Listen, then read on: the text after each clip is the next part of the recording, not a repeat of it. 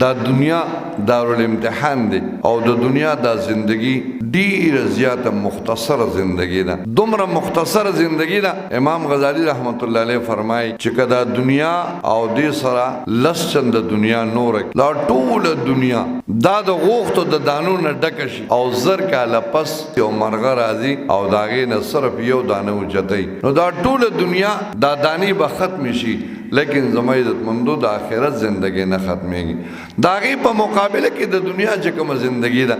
دا څه ژوند دی دا څه زندگی ده زما عزت مندو ځواني ده مال دولت دی سبا حسم نشتا نو الله فرمایي ایمان والو د مال په وجه د اولاد په وجه د عہدې په وجه د حکومت په وجه د الله نه مغافله کې د الله د عبادت نه د الله د یاد نه د الله د ذکر نه مغافله کېږه هر حال کې الله یاد ساته 10 بکار دل بیار 10 بکار دل بیار لاس بکار کې ساته ټیک د کارم کوا روزګارم کوا مزدوریم کوا دیاړیم کوا لیکن سکوا زړه الله لورکا زړه کې الله لزه ورکا حدیث قدسی دے اللہ جل شانہ فرمائی وہ عزت تمام کائنات کے نرازم لیکن زما دا مسلمان بندہ پا بدن کی یو حصہ دا زڑا کدی مال پدی کے زیرا کی نو اللہ و عزت پا کرازم نن زما عزت مندو تاسو گو رے زمان پزل کی دا اللہ زی نشتا دا اللہ یاد نشتا اور ان یوزے کی مفتی سے خبر کولا وی دا انسان پا دے زڑکی جسوی اپا خلے باندے روزی پا خلے باندے داغی ترجمانی کی زمان پا زڑنو کسی دی دا دنیا خبری دی دا دنیا محبت دی زمان پا زڑنو کی دا یو بلنا نفرت دی دا یو بل سر بغض و کینہ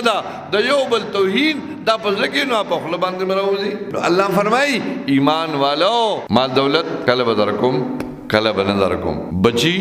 کله به درکوم کله به نه درکوم خو که بچي مې هم درکړه مال دولت مې هم درکړه هر څه مې درکړه د دې باوجود به هم دا ما نه پرېږدي ما سره به تعلق نه پرېږدي زما خبره منل به نه پرېږدي اور ومن یفعل ذلک او څوک چې د مال په نشه کې د اولاد په نشه کې د حکومت او د عہدې په نشه کې د کارخانو د جایدادونو په نشه کې په دې کې چې سچا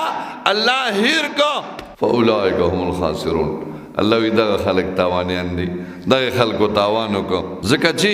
الله هیر شو او چې کله الله هیر شو دا د ټول نه لوی تاوان دی دا حدیث ما تاسو ته څو ځل ویلې دي عزتمندو چې د قیامت پر ورځ باندې با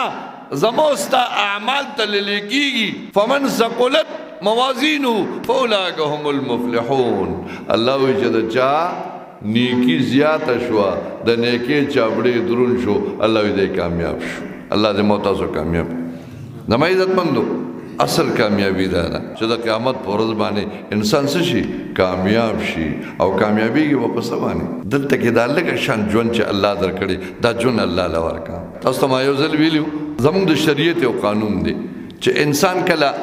نفل کوي نه نفل چې کله کوي نو دا نفل په ولاړه باندې په دې باندې فل اجر ملاويږي او کله چې سړی نفل په ناسته باندې کوي نو کیږي جایز دی په ناسته باندې نفل کو ټول نفلونه ته په ناسته باندې کوي نو کیږي خو ثواب نیم دی اجر نیم دی نو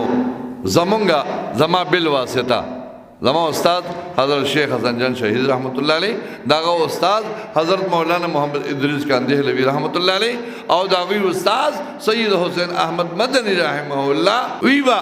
دا ماسخوتن دا وطرو او د سنتو په منځ کې فرض نه بس د سنتو نه بعد دوه رکعاته به په ناسته کول نو یو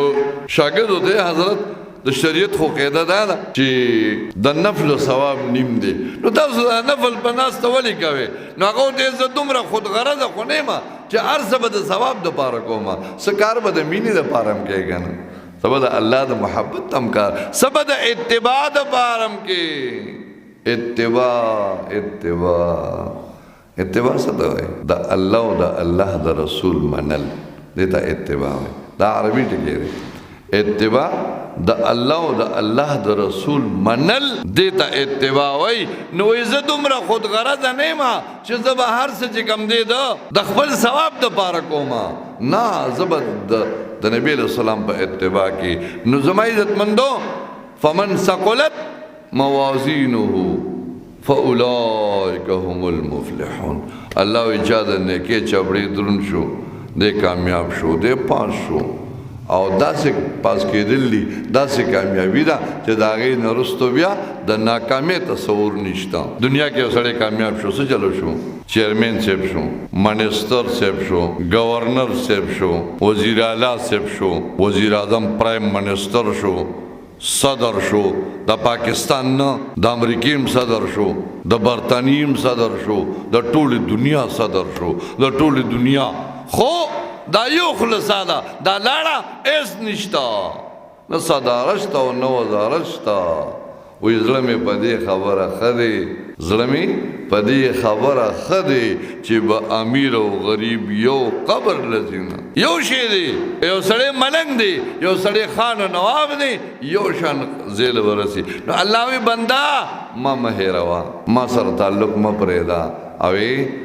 زما استاد څومره رحیم او کریم مهربانه دی. دلته کې اتهشتمه سپاره کې راته وایي وی ګورې زما بندا د مال او د دولت په وجه باندې ما هېر نه کړي ما به نه هېرې ولا تکونو کالذین نسوا الله.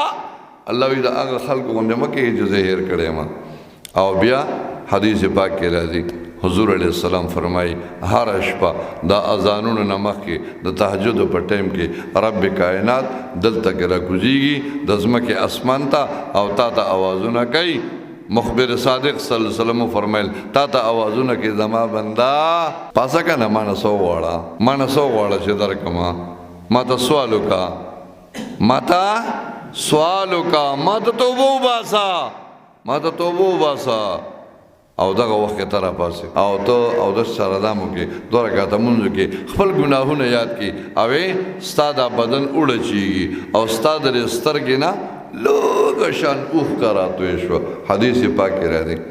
د نبی علیہ السلام ارشاد مبارک دی چې د قیامت په ورځ باندې با یو بنده چې کوم دی ټول ګناهونه ټول نافرمانی به وي خو د په بدن کې د دې باڼه دا ویښته نه دی دا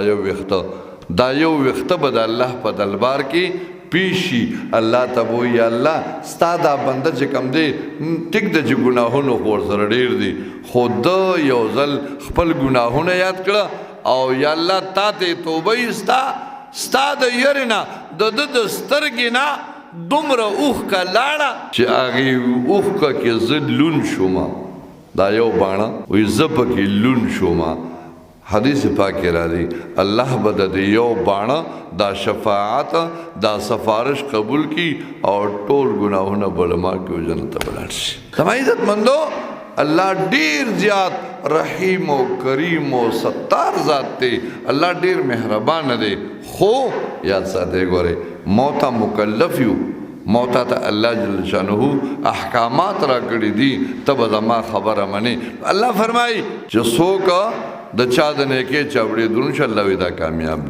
ومن خفت موازینه الله وی چې د چا نیکۍ کمې شوي ګناهونه زیات شو نافرمانۍ زیات شي فاولئک الذین خسروا انفسهم الله وی دوی ځان ته نقصان رسولو زما یې اسمو نه کړه. ګورئ یاد ساتئ خدا نه خواسته په مخ د ځمکه چې څومره دي څومره انسانان دي څومره پیریان دي دا ټول په ټوله د الله نافرمانی او د الله نه بغاوت او سرکشي شروع کی. زبان د خدای په ذات قسمی حدیث کې راځي د الله په خدای کې د ویښته د سر برابر کمی نه راځي او که دا ټول مخلوقات ټول زندگی په یو سجده کې الله رب العزت ته تیر کی